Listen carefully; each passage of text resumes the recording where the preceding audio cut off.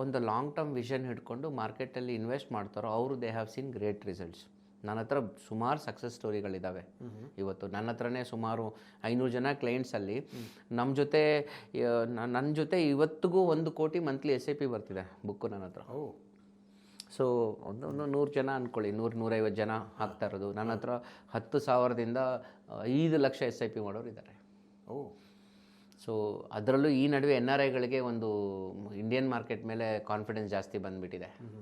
Okay, ಹೋದ ವರ್ಷ US market actually ಚೆನ್ನಾಗಿ ಮಾಡ್ತು ಎಲ್ಲ ಮಾರ್ಕೆಟ್ಗಳು ಕಂಪೇರ್ ಮಾಡಿದ್ರೆ. ಆದರೆ ಲಾಂಗ್ ಟರ್ಮಲ್ಲಿ ಆ ಹೊರೈಸನ್ ಇರೋದೇ ಇಂಡಿಯನ್ ಮಾರ್ಕೆಟ್ ಮೇಲೆ, ಆ ಕಾನ್ಫಿಡೆನ್ಸ್ ಇರೋದು ಕೂಡ ಇಂಡಿಯನ್ ಮಾರ್ಕೆಟ್ ಮೇಲೆ.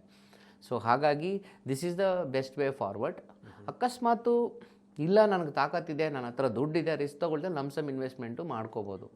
ಈಗ ಒಳ್ಳೊಳ್ಳೆ ಫಂಡ್ಸ್ಗಳಿದ್ದಾವೆ ಇನ್ವೆಸ್ಟ್ ಮಾಡೋಕ್ಕೆ ಕೂಡ. ಮೊನ್ನೆ ನಾವು ಒಂದು ಇಂಟಿಗ್ರೇಟೆಡ್ ಸ್ಟ್ರಾಟಜಿ ಮಾಡಿದ್ವಿ for one of the client. So ಅವರು 1 ಕೋಟಿ ಇನ್ವೆಸ್ಟ್ ಮಾಡಿದ್ರು. ಅವ್ರಿಗೆ 3 ಫಂಡಲ್ಲಿ ರೀಬ್ಯಾಲೆನ್ಸಿಂಗ್ ಸಿಸ್ಟಮ್ ಅಂತ ಹಾಕಿದ್ವಿ. NASDAQ 100 ಸ್ಟಾಕ್ಸ್ ಇದೆ. ಸೊ ಹೆಂಗೆ ಅಂದರೆ 1 ಕೋಟಿಲಿ 33% ಇಂಡಿಯನ್ ಮಾರ್ಕೆಟು ನಿಫ್ಟಿ 100ಅಲ್ಲಿ, ಇನ್ನು 33% NASDAQ ಮಾರ್ಕೆಟ್ US ಮಾರ್ಕೆಟಲ್ಲಿ, 33% ಗೋಲ್ಡ್. ಓಕೆ, ಅದೇನು ಮಾಡುತ್ತೆ, ಪ್ರತಿ ತಿಂಗಳು ರೀಬ್ಯಾಲೆನ್ಸ್ ಮಾಡುತ್ತೆ.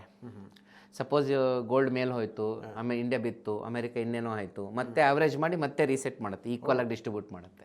ದುಡ್ಡು ಮಾಡಿದವನ ಹತ್ರ ಇಸ್ಕೋ, ದುಡ್ಡು ಇಲ್ದವ್ನು ಕೊಡು, ಆ ಥರ ಆ 3 ಅಸೆಟ್ನ ರೀಬ್ಯಾಲೆನ್ಸ್ ಮಾಡ್ಕೊಂಡು ಹೋಗ್ತಿದೆ. ಕಳೆದ 5 ವರ್ಷದಲ್ಲಿ 20%ಗಿಂತ ಜಾಸ್ತಿ ರಿಟರ್ನ್ಸ್ ಕೊಟ್ಟಿದೆ.